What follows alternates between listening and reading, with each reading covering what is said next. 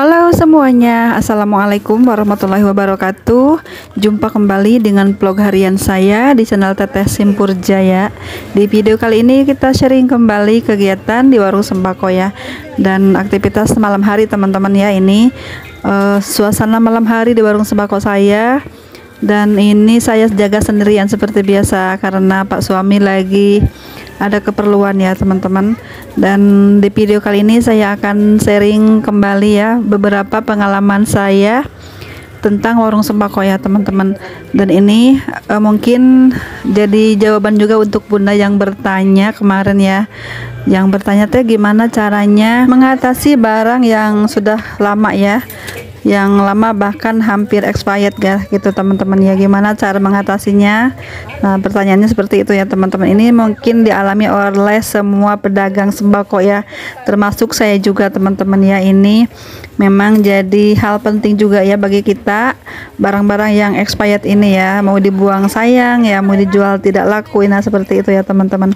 Itu jadi masalah juga buat kita ya, selain kita merugi karena barang tidak terjual, dan misalnya pun terjual kan jadi tidak baik ya untuk kelangsungan warung kita ya. Mungkin akan ternoda ternoda apa namanya ya, mungkin akan tercoreng warung kita itu dengan karena kita menjual produk-produk yang memang sudah expired gitu ya teman-teman.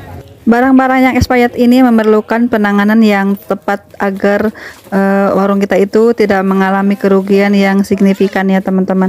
Saat mengetahui suatu produk kita sudah rusak ataupun masuk dalam kadaluarsa gitu, lakukan ya beberapa hal gitu ya teman-teman.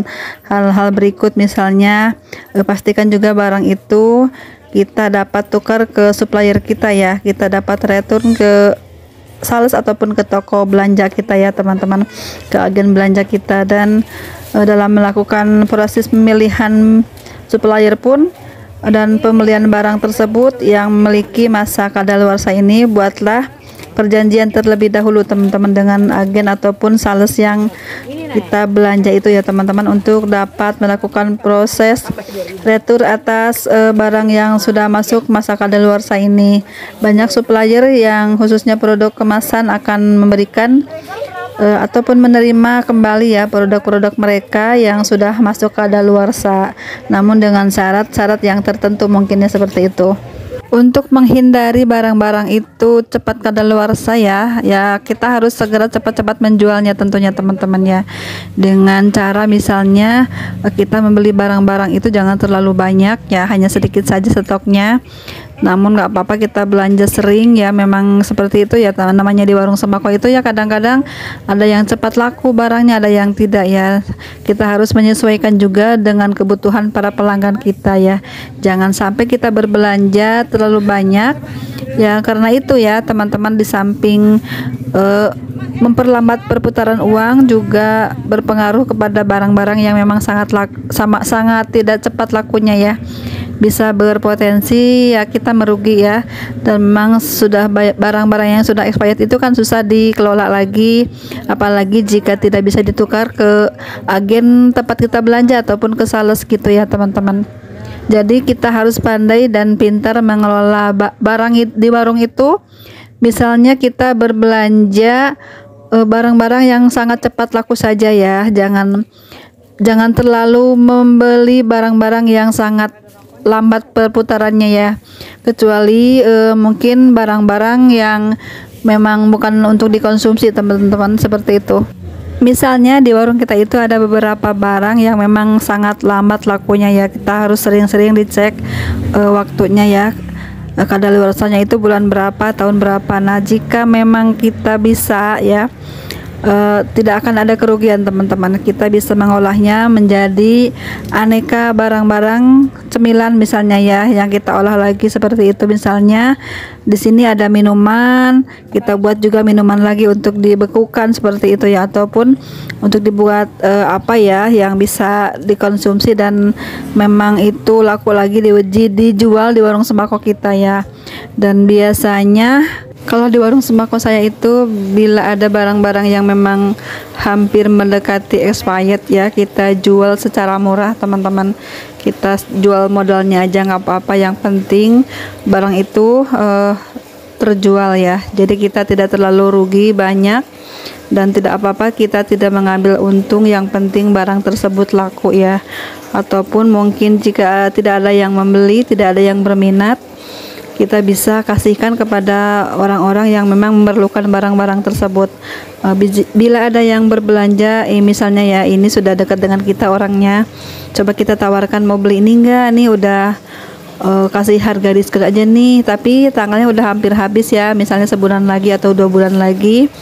Nah gitu ya teman-teman, bilang ke pelanggan tersebut, mau beli enggak, misalnya mau beli, saya kasih harga diskon nih.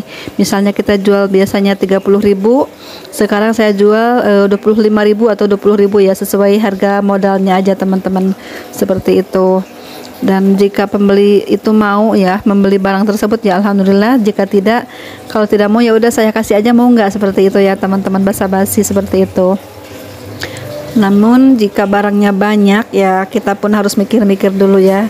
Mungkin jika kita menyukai barang tersebut, kita olah menjadi konsumsi sendiri ataupun kita berikan kepada keluarga kita ya, seperti itu teman-teman. Jika memang barang itu tidak bisa diretur ke agen ataupun ke sales tempat kita berbelanja, nah seperti itu ya teman-teman yang saya lakukan biasanya, seperti itu. Ataupun jika ada barang-barang yang bisa kita olah lagi sebelum masa waktunya habis, kita olah lagi menjadi cemilan anak-anak ya, biasanya cepat lakunya, biasanya sangat cepat perputarannya ya. Kita olah lagi menjadi aneka cemilan anak-anak yang memang sangat disukai anak-anak ya. Kita bisa jual lagi, bisa mendapatkan juga keuntungan berlipat-lipat, seperti itu ya teman-teman. Nah itu bisa kita lakukan jika barangnya itu masih bagus, masih ada jangka sekitar 2 bulan atau 3 bulan ya, ataupun sebulan gitu ya, sebulanan lah kita bisa seperti tadi saya bilang ya. Jika memang sudah expired barangnya, sama sekali sudah kadaluarsa banget, sudah waktunya habis banget ya teman-teman, kalau tidak kita retur ke salesnya atau ke agennya ya kita rugi tentunya teman-teman. Yang mau diapakan lagi, dikonsumsi pun jadi tidak baik untuk kesehatan kita ya, apalagi diberikan kepada orang lain mungkin tidak akan mau ya. Tapi kita coba tawarkan kepada orang yang memang benar-benar mau barang tersebut ya. Dan kita pun harus bilang ya, ini saya kasih free ya, ini gratis gitu ya, karena ini sudah hampir memang sudah hampir habis, memang sudah habis waktunya dah, daripada saya buang, mau nggak gitu ya. Bilang seperti itu ya teman-teman, daripada kita buang ataupun kita kasihkan ke ternak kita ya teman-teman. Dan di sini di warung saya alhamdulillah tidak ada barang-barang yang terbuang sia-sia ya, tapi kita memang di sini ada beberapa barang yang memang hampir expired ya, tapi saya tuh segera tukar barang tersebut ke sales tempat saya berbelanja ya teman-teman.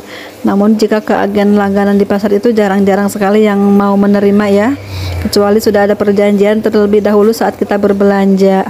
Nah dari pengalaman itulah kita harus sering-sering ngecek barang kita ya teman-teman, jangan sampai banyak barang-barang yang kadaluarsa ya. Kita juga harus membatasi pembelian barang-barang yang memang langka lakunya, dan mungkin hanya sesekali orang menanyakan, kita jangan terlalu banyak menyetok ya. Kita beli saja 6 pieces ataupun 3 pieces dulu ya, daripada sayang kan kalau tidak terjual, nanti kita juga yang rugi teman-teman ya. Ya disitulah namanya kita pemilik warung, memang harus lengkap, harus banyak barang, harus banyak item, harus banyak macam-macam barang ya. Namun kita harus pandai juga memilih barang-barang apa saja yang memang benar-benar lakunya cepat gitu ya teman-teman. Jadi tidak sia-sia modal kita ya teman-teman. Dan di salah satu sisi juga memang barang-barang itu namanya jualan ya, nggak selalu ramai, nggak selalu laku semuanya. Pastilah diantaranya barang-barang tersebut ada yang rusak, ada yang cacat, ada juga yang mungkin kadaluarsa seperti itu. Dan poin pentingnya itu cara kita mengatasi barang-barang yang hampir expired itu ya, tingkatkan promosi ya untuk item tersebut. Dan juga kita bisa membandingkan menambahkan produk yang hampir expired dengan barang-barang yang memang lakunya cepat ya. Misalnya kita saling silang gitu teman-teman. Misalnya ada minyak goreng yang cepat larisnya, coba kita tambahkan barang tersebut yang memang langka lakunya, tapi kita kasih diskonan harga tersebut ya teman-teman. Misalnya harga minyak goreng 25, barang tersebut harganya 10.000.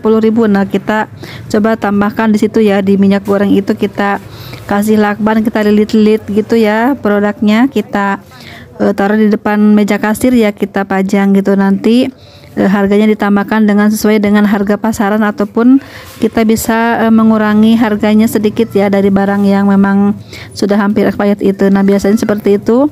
Dengan cara-cara itu biasanya akan teratasi ya barang-barang yang hampir expired itu, segera terjual juga dengan barang-barang yang memang sangat laris di pasaran itu.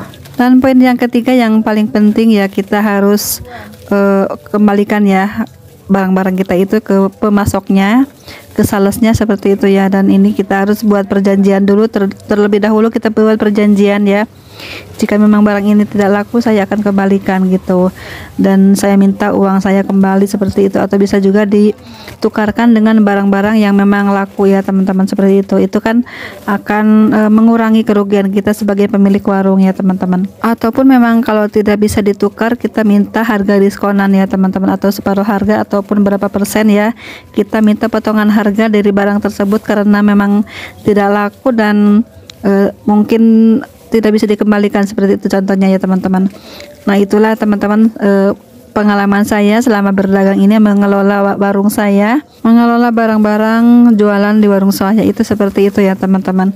Dan untuk teman-teman mungkin yang baru memulai, yang baru merintis, harap berhati-hati aja ya saat berbelanja. Kita pilih aja produk mana saja yang paling laku gitu ya.